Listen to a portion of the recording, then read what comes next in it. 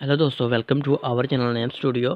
तो आज की इस वीडियो में हम एक क्यूट से नाम के बारे में बात करते हैं। तो सबसे पहले इस नाम के अर्थ के बारे में जानते हैं, इस नाम के मीनिंग के बारे में।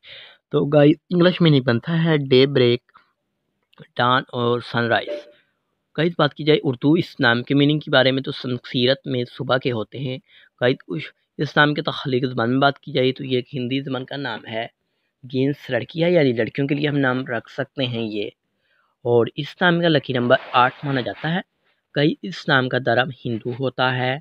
इस नाम के हामी नंबर्स पर्सनैलिटी नंबर 6, 15 और 24 होते हैं। इस नाम का बेहतरीन वक़्त 9 AM से लेकर 11 AM तक होता है। इस नाम के मुआफ़िक दिनों में जुम्मावार और सोमवार शामिल होता है। इस नाम वाले बात करें कि इस नाम वाले लोग कैसे होते हैं, तो आप बहुत ज़्यादा शास्त्रविद के मालिक हैं। तो हम अपने माली हालात को बेहतर बनाना चाहते हैं, आप लाइफ में कामयाब होना चाहते हैं। शाम के हाकिम सियारे में हीरा शामिल होता है।